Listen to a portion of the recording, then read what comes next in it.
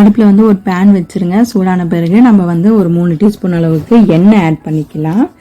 எண்ணெய் சூடான பிறகு நம்ம வந்து 1/4 டீஸ்பூன் அளவுக்கு கடுகு ஆட் பண்ணிடுங்க. கடுகு வந்து நல்லா பொரிஞ்சிட்டே வருது. ஸோ இந்த இடத்துல வந்து கொஞ்சமாக நம்ம ஜீரகம் ஆட் பண்ணிக்கலாம். இது கூட வந்துட்டு 1/2 டீஸ்பூன் அளவுக்கு உளுத்தம்பருப்பு, கடலைப்பருப்பு சேர்த்துக்கோங்க. இது வந்து கலர் சேஞ்ச் ஆகணும், அப்போதான் அந்த பச்சை வாசனை போகும். கலர் சேஞ்ச் ஆயிடுச்சு பாருங்க. இப்போ வந்து நம்ம கறிவேப்பிலை சேர்த்துக்கலாம். வெங்காயம் வந்து நான் சின்ன சைஸ் அளவு தான் எடுத்திருக்கேன். உங்களுக்கு வேணும்னா மீடியம் சைஸ் அளவு கூட நீங்கள் எடுத்துக்கலாம். அதையுமே வந்து நல்லா மிக்ஸ் பண்ணி விட்டுக்கோங்க. உப்பு சேர்த்துக்கோங்க, சீக்கிரமா வதங்கிடும். உப்பு சேர்த்துட்டு நம்ம வந்து மிக்ஸ் பண்ணி விட்டுடலாம். நல்லா இந்த மெத்தட்ல நீங்க செஞ்சு பார்த்தீங்க அப்படின்னா பீன்ஸ் பொரியல் சாப்பிடாதவங்க கூட சாப்பிடுவாங்க. நான் வந்து 1/4 கிலோ அளவுக்கு பீன்ஸ் எடுத்திருக்கேன். இதை வந்து பார்த்தீங்கன்னா கழுவிட்டு 2 பக்கம் இருக்கிற நாரெல்லாம் எடுத்துட்டு அதுக்கப்புறம் குட்டி குட்டியாக கட் பண்ணி எடுத்திருக்கேன் நான். ஸோ நல்லா மிக்ஸ் பண்ணி விட்டுருங்க. இப்போ வந்து நம்ம இது கூட வந்துட்டு மஞ்சத்தூள் வந்து நம்ம சேர்த்துக்கலாங்க.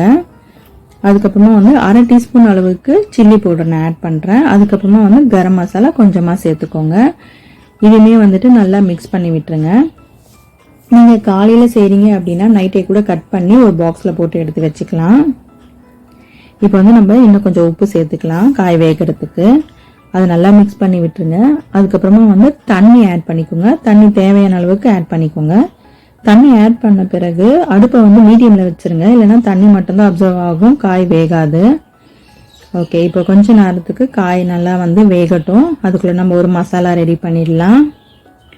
நான் வந்துட்டு வேர்க்கடலை கொஞ்சமாக எடுத்திருக்கேன். அதுக்கப்புறமா தேங்காய், ஒரே ஒரு காஞ்ச மிளகாய் எடுத்திருக்கேங்க. இதை வந்து தண்ணி ஊற்றாமல் மிக்சி ஜாரில் போட்டு அரைச்சிக்கோங்க. காய் வெந்த பிறகு தண்ணியும் நல்லா வத்திருச்சு. இது கூட வந்து நம்ம அந்த மசாலாவை ஆட் பண்ணி நல்லா மிக்ஸ் பண்ணி விட்டுருங்க. நல்லா சூப்பராக வாசனையாக இருக்கும், டேஸ்டியாகவும் இருக்கும். அடுப்பு வந்து மீடியமில் வச்சே செய்யுங்க.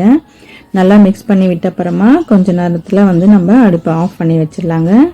ஸோ ஓகே, சூப்பரான பீன்ஸ் பொரியல் ரெடி.